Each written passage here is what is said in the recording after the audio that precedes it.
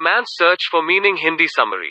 दोस्तों, अगर जिंदगी में कोई प्रॉब्लम आ गई हो या लाइफ मीनिंगलेस लग रही हो तो इस किताब की summary, man search for meaning summary इन हिंदी, जरूर सुने।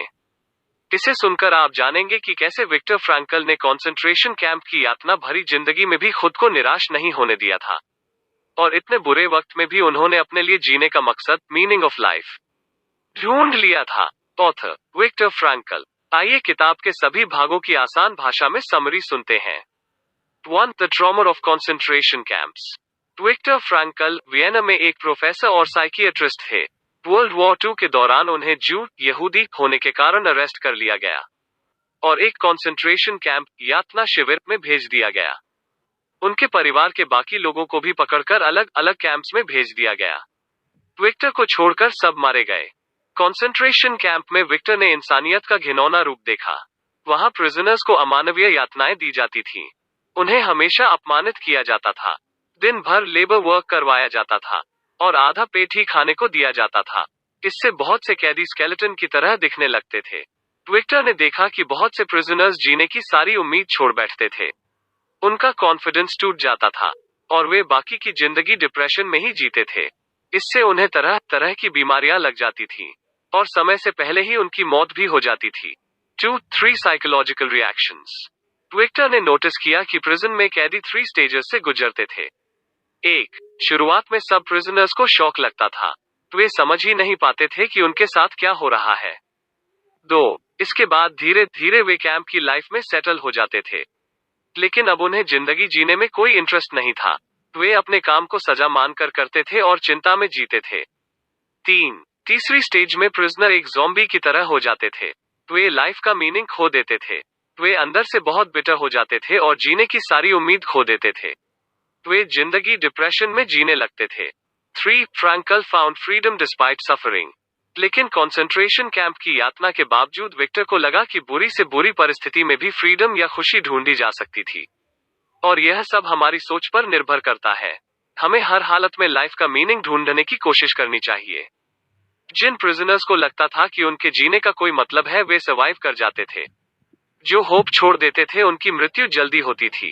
रोजमर्रा की जिंदगी में भी ऐसे एग्जाम्पल्स मिल जाते हैं। जैसे कई बार फेल होने पर कुछ बच्चे सुसाइड कर लेते हैं। उन्हें लगता है कि अब जीने का कोई मतलब नहीं रह गया है। लेकिन अगर वे अपना एटीट्यूड बदल लें और सोचे कि वे लाइफ में बहुत कुछ कर सकते हैं, तो आगे चलकर वे बहुत सफल भी हो सकते हैं। जैसे वे सिर्फ चाय बेचने का कोई स्टार्टअप चला सकते हैं, जिसमें पढ़ाई लिखाई का इतना योगदान ही नहीं होता, और बहुत सक्सेसफुल हो सकते हैं। इसलिए विक्टर कहते हैं कि प्रिजन में भी उन्होंने हर दिन यह सोचा कि आज का दिन वे कैसे खुश रह सकते हैं, अपने काम में मीनिंग कैसे ढूंढ सकते हैं, और ऐसा करते रहने से वे इतनी यातना में भी सर्वाइव कर गए। उन्होंने ऐसा एटीट्यूड बना लिया जिससे कैद होते हुए भी उन्हें लगता था जैसे वे आजाद हों। 4. Logotherapy allowed Frankl to spread freedom. दोस्तों, जब विक्टर साइकियाट्रिस्ट थे तो उन्होंने लोगोथेरेपी नाम की तकनीक विकसित की थी। इसी तकनीक से वे कंसंट्रेशन कैंप में भी सर्वाइव कर पाए। कभी न कभी हर आदमी अपने आप से जरूर पूछता है कि मैं क्यों जी रहा हूं, मेरे जीने का क्या मतलब है, हर दिन वही दिन बिता रहा हूं। विक्टर कहते हैं कि उनके पास बहुत से पेशेंट आते थे जो लाइफ का मीनिंग खो चुके थे। उन्हें लगता था लाइफ का कोई अर्थ नहीं रह गया है और वे बिना किसी मकसद के जिए जा रहे हैं। इसलिए विक्टर ने उन्हें लोगोथेरेपी तकनीक सिखाई, जिसका मतलब था कि लाइफ के हर छोटे काम में मीनिंग ढूंढना। अगर लाइफ का मीनिंग नहीं है तो आप उसे एक न्यू मीनिंग दे दीजिए, जिससे आपको अपना सेल्फ इंपॉर्टेंस पता चल सके। जैसे अगर आप चाय भी बनाए तो उसमें भी आप मीनिंग डाल सकते हो। आप बेहद प्यार से चाय बनाइए। इस प्रोसेस के हर स्टेप को एंजॉय कर सकते हो। आपको अपना एटीट्यूड ऐसा बनाना पड़ेगा जिससे आप हर काम को पूरी शिद्दत से करें, न कि उसे बोझ समझें। अगर आपके पास सब कुछ है तो आप किसी गरीब बच्चे की हेल्प कर सकते हो। इससे आपको अपनी लाइफ का मीनिंग और मकसद मिल जाएगा। लाइफ का मीनिंग सबके लिए अलग होता है और उसे आपको खुद ढूंढना होगा। कुछ एग्जाम्पल हो सकते हैं जैसे कोई क्रिएटिव चीज बनाना, परिवार का ख्याल रखना, समाज की सेवा करना। ऐसे सोचने बैठोगे तो आपको छोटे बड़े हजार मीनिंग्स मिल जाएंगे और आप हर छोटे काम में मीनिंग तलाश सकते हो। जैसे चाय पीने जैसी सामान्य चीज में भी मीनिंग ढूंढा जा सकता है। जैसे इसका एक मीनिंग खुद को तरोताजा और खुश करना भी हो सकता हो। लोगोथेरेपी में लोगोस का मतलब है लॉजिक। मतलब आपके जीने का या किसी भी काम को करने का क्या लॉजिक है, और आपको वो लॉजिक खुद तलाशना होगा, जैसे ऊपर समझाया गया है। 5. The 3 wells of meaning. अगर आपको किसी भी काम को मीनिंगफुल बनाना है तो आप इन 3 स्टेप्स का प्रयोग करें। ये विक्टर ने अपनी लोगोथेरेपी तकनीक में ही बताए हैं। 1. Pursue a life task.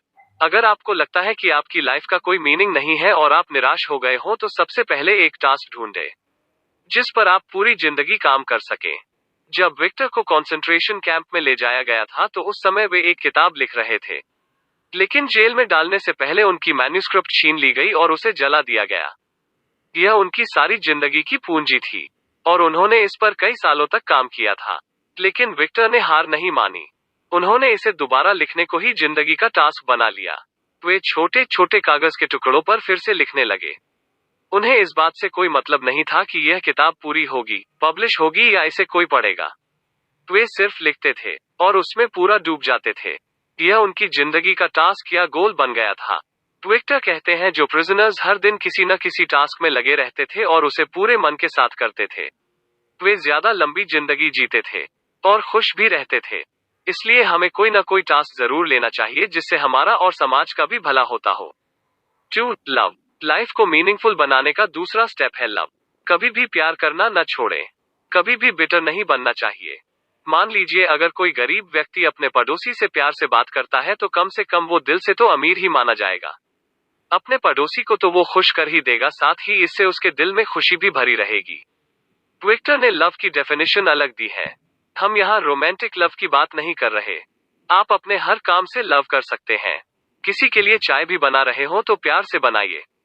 अगर चिड़चिड़े होकर बनाएंगे तो आपकी जिंदगी के वो 5 मिनट बेकार ही जाएंगे। 3. सफर ब्रेवली। तीसरा स्टेप है कि जिंदगी की हर मुसीबत का सामना बहादुरी से करना चाहिए। कुछ लोग लाइफ की छोटी छोटी प्रॉब्लम से ही घबरा जाते हैं और निराश हो जाते हैं। कुछ लोग एक बार फेल हो जाने से ही हार मान लेते हैं और दोबारा ट्राई ही नहीं करते। लेकिन विक्टर कहते हैं कि उन्होंने कंसंट्रेशन कैंप की हर यातना का सामना बहादुरी से किया। उनके अनुसार हमें प्रॉब्लम्स को प्रॉब्लम्स न बोलकर एक एक्सपीरियंस बोलना चाहिए, क्योंकि हर प्रॉब्लम आपको अंदर से स्ट्रांग बना देती है। आपका ब्रेन उस समय मुश्किल से लड़ना सीख जाता है और उसे एक अच्छी ट्रेनिंग मिल जाती है। इसलिए अगर आप सफर भी कर रहे हो तो हिम्मत बनाए रखें। रात कितनी भी अंधेरी हो उसकी सुबह जरूर होती है। तो दोस्तों, इन 3 स्टेप्स के जरिए हम लाइफ को मीनिंगफुल बना सकते हैं। आपको उसे जीने में भी मजा आएगा और आप दूसरों को भी अपने एटीट्यूड से मोटिवेट करते रहेंगे।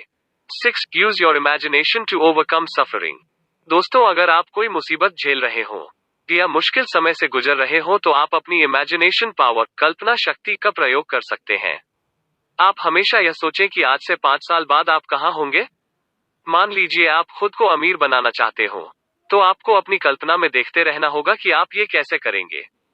आप इमेजिन करिए जैसे आपने कोई बिजनेस लगाया, फिर धीरे धीरे वो बढ़ता चला गया। तो आप इस प्रोसेस के हर पहलू की कल्पना करते रहिए और ऐसा आप डेली करिए। इसे लॉ ऑफ अट्रैक्शन भी बोल सकते हैं।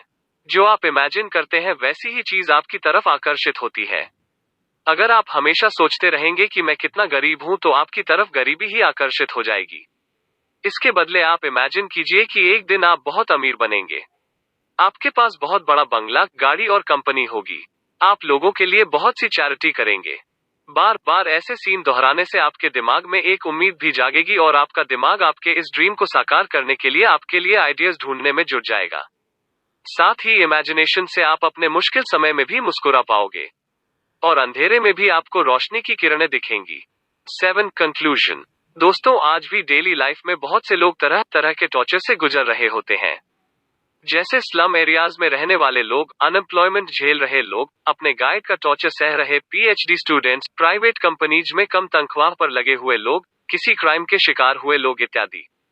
लेकिन उन्हें लोगोथेरेपी के 3 स्टेप्स यूज करने चाहिए, जो है 1. टास्क ढूंढना, 2. प्यार करते रहना और 3. मुश्किलों के समय भी हिम्मत बनाए रखना। साथ ही इमेजिनेशन का इस्तेमाल करके एक उज्जवल फ्यूचर के बारे में सोचते रहना चाहिए। ऐसा करने से हर कोई विक्टर फ्रैंकल की तरह बुरे से बुरे समय में भी सर्वाइव कर जाएगा और अपनी लाइफ को हमेशा मीनिंगफुल बनाए रखेगा। समाप्त। दोस्तों, उम्मीद है विक्टर फ्रैंकल की इस किताब man search for meaning summary इन हिंदी से आपको बहुत मोटिवेशन मिला होगा। नीचे कमेंट करके मुझे भी मोटिवेट करें ताकि आपके लिए ऐसे ही समरी लाता रहूं। धन्यवाद।